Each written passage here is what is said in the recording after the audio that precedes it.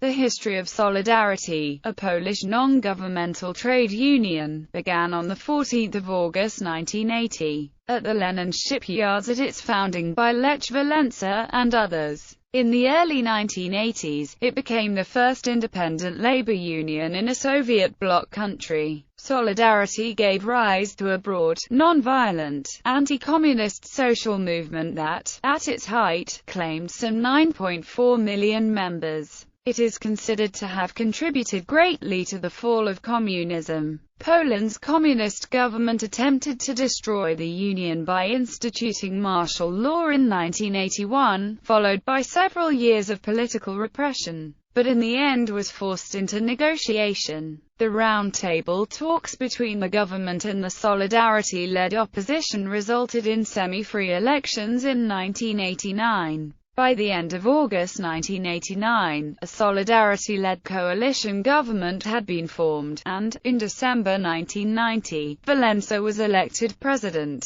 This was soon followed by the dismantling of the communist governmental system and by Poland's transformation into a modern democratic state. Solidarności's early survival represented a break in the hardline stance of the Communist Polish United Workers' Party, and was an unprecedented event, not only for the People's Republic of Poland, a satellite of the USSR ruled by a one-party communist regime, but for the whole of the Eastern Bloc. Solidarności's example led to the spread of anti-communist ideas and movements throughout the Eastern Bloc, weakening communist governments. This process later culminated in the revolutions of 1989. In the 1990s, Solidarności's influence on Poland's political scene waned. A political arm of the Solidarność movement, Solidarność Electoral Action, was founded in 1996 and would win the Polish parliamentary elections in 1997, only to lose the subsequent 2001 elections.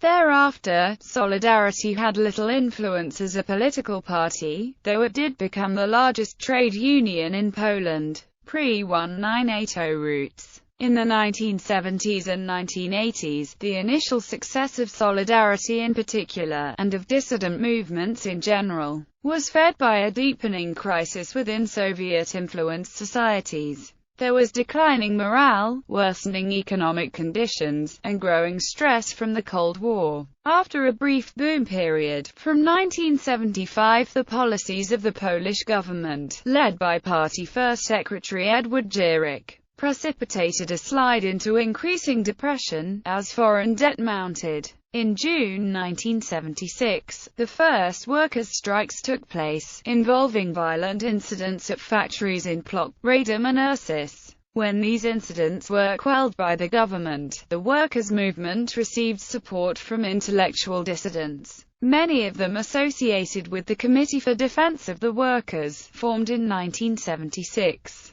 The following year, CORE was renamed the Committee for Social Self-Defense. On October 16, 1978, the Bishop of Kraków, Karol Wojtyła, was elected Pope John Paul II. A year later, during his first pilgrimage to Poland, his masses were attended by hundreds of thousands of his countrymen. The Pope called for the respecting of national and religious traditions and advocated for freedom and human rights, while denouncing violence. To many Poles, he represented a spiritual and moral force that could be set against brute material forces. He was a bellwether of change, and became an important symbol and supporter of changes to come. Early strikes. Strikes did not occur merely due to problems that had emerged shortly before the labor unrest, but due to governmental and economic difficulties spanning more than a decade. In July 1980, Edward Gierek's government, facing economic crisis, decided to raise prices while slowing the growth of wages. At once there ensued a wave of strikes and factory occupations, with the biggest strikes taking place in the area of Lublin.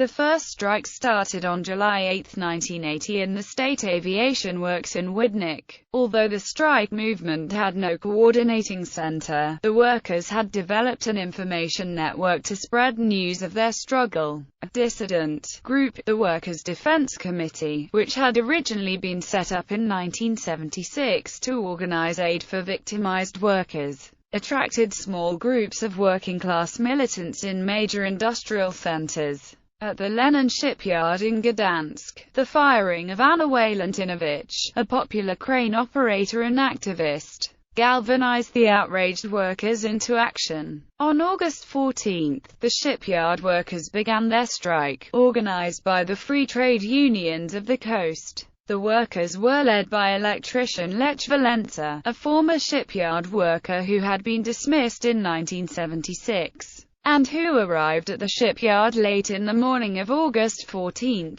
The strike committee demanded the rehiring of Walentynovich and Wałęsa, as well as the according of respect to workers' rights and other social concerns. In addition, they called for the raising of a monument to the shipyard workers who had been killed in 1970 and for the legalization of independent trade unions. The Polish government enforced censorship, and official media said little about the sporadic labor disturbances in Gdańsk. As a further precaution, all phone connections between the coast and the rest of Poland were soon cut. Nonetheless, the government failed to contain the information. A spreading wave of samizdates, including Robotnik and grapevine gossip, along with Radio Free Europe broadcasts that penetrated the Iron Curtain, ensured that the ideas of the emerging Solidarity movement quickly spread. On August 16, delegations from other strike committees arrived at the shipyard.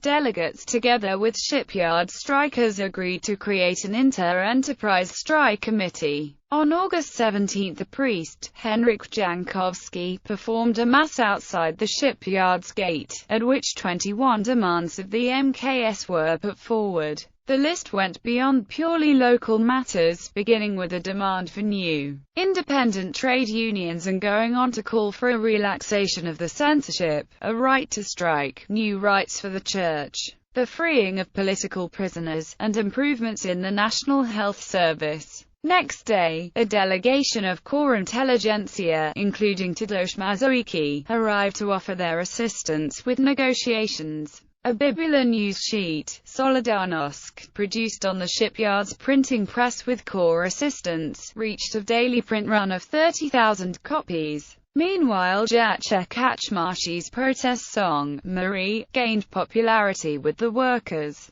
On August 18, the Szczecin shipyard joined the strike, under the leadership of Marian Jurczyk. A tidal wave of strikes swept the coast, closing ports and bringing the economy to a halt. With core assistance and support from many intellectuals, workers occupying factories, mines and shipyards across Poland joined forces. Within days, over 200 factories and enterprises had joined the strike committee. By August 21, most of Poland was affected by the strikes, from coastal shipyards to the mines of the Upper Silesian industrial area. More and more new unions were formed, and joined the federation. Thanks to popular support within Poland, as well as to international support and media coverage, the Gdańsk workers held out until the government gave in to their demands. On August 21, a governmental commission including Mieczysław Jagielski arrived in Gdańsk, and another one with Kazimierz Barsakowski was dispatched to Szczecin. On August 30 in 31, and on September 3, representatives of the workers and the government signed an agreement ratifying many of the workers' demands, including the right to strike. This agreement came to be known as the August-Gdańsk Agreement. Other agreements were signed in Szczecin and Jastrzębie on September 3. It was called the Jastrzębie Agreement and as such is regarded as part of the Gdańsk Agreement. Though concerned with labor union matters, The agreement enabled citizens to introduce democratic changes within the communist political structure and was regarded as a first step toward dismantling the party's monopoly of power. The workers' main concerns were the establishment of a labor union independent of Communist Party control, and recognition of a legal right to strike. Workers' needs would now receive clear representation. Another consequence of the Gdańsk Agreement was the replacement, in September 1980, of Edward Gierek by Stanislaw Kania as party first secretary. First Solidarity. Encouraged by the success of the August strikes, on September 17 workers' representatives, including Lech Wałęsa, formed a nationwide labor union, Solidarity, sɔliˈdarnɔʃt. It was the first independent labor union in a Soviet bloc country. Its name was suggested by Karol Modzelewski, and its famous logo was conceived by Jerzy Januszewski, designer of many Solidarity-related posters. The new union's supreme powers were vested in a legislative body, the Convention of Delegates. The executive branch was the National Coordinating Commission, later renamed the National Commission. The union had a regional structure, comprising 38 regions and 2 districts. On December 16, 1980, the monument to fallen shipyard workers was unveiled in Gdańsk, and on June 28, 1981, another monument was unveiled in Poznań, which commemorated the Poznań 1956 protests. On January 15, 1981, a Solidarity delegation, including Lech Wałęsa, met in Rome with Pope John Paul II.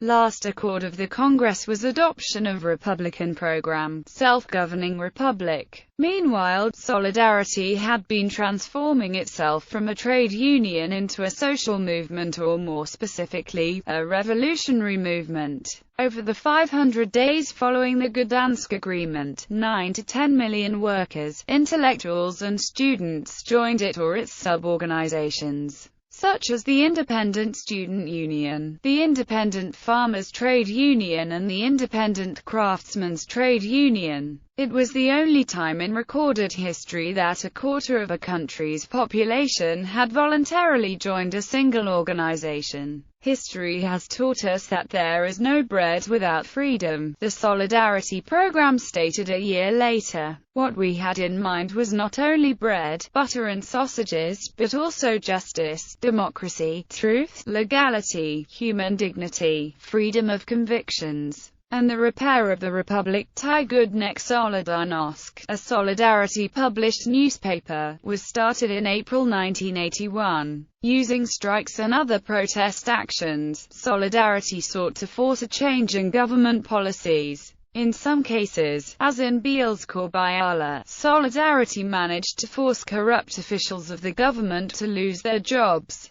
At the same time, it was careful never to use force or violence, so as to avoid giving the government any excuse to bring security forces into play. After 27 Bydgoszcz Solidarity members, including Jan Rulewski, were beaten up on March 19, a 4-hour warning strike on March 27, involving around 12 million people, paralyzed the country. This was the largest strike in the history of the Eastern Bloc, and it forced the government to promise an investigation into the beatings. This concession, and Wales's agreement to defer further strikes, proved a setback to the movement. As the euphoria that had swept Polish society subsided, nonetheless the Polish Communist Party, the Polish United Workers' Party, had lost its total control over society. Yet while Solidarity was ready to take up negotiations with the government, the Polish communists were unsure what to do, as they issued empty declarations and bided their time. Against the background of a deteriorating communist shortage economy and unwillingness to negotiate seriously with Solidarity, it became increasingly clear that the communist government would eventually have to suppress the Solidarity movement as the only way out of the impasse, or face a truly revolutionary situation. The atmosphere was increasingly tense, with various local chapters conducting a growing number of uncoordinated strikes as well as street protests. such as the summer 1981 hunger demonstrations in Poland, in response to the worsening economic situation. On December 3, 1981, Solidarność announced that a 24-hour strike would be held if the government were granted additional powers to suppress dissent, and that a general strike would be declared if those powers were used. Martial law. After the Gdańsk Agreement, the Polish government was under increasing pressure from the Soviet Union to take action and strengthen its position. Stanislaw Kania was viewed by Moscow as too independent, and on October 18, 1981, the party Central Committee put him in the minority. Kania lost his post as first secretary, and was replaced by Prime Minister Gen. Wojciech Jaruzelski, who adopted a strong-arm policy. On December 13, 1981, Jaruzelski began a crackdown on Solidarność, declaring martial law and creating a military council of national salvation. Solidarności's leaders, gathered at Gdańsk, were arrested and isolated in facilities guarded by the security service, and some 5,000 Solidarność supporters were arrested in the middle of the night. Censorship was expanded, and military forces appeared on the streets. A couple of hundred strikes and occupations occurred, chiefly at the largest plants and at several Silesian coal mines, but were broken by ZOMO paramilitary riot police. One of the largest demonstrations, on December 16, 1981, took place at the Wujek coal mine, where government forces opened fire on demonstrators, killing 9 and seriously injuring 22. The next day, during protests at Gdańsk, government forces again fired at demonstrators, killing 1 and injuring 2. By December 28, 1981, strikes had ceased, and Solidarność appeared crippled. The last strike in the 1981 Poland, which ended on December 28, took place in the Piast coal mine in the Upper Silesian town of Bierun. It was the longest underground strike in the history of Poland, lasting 14 days.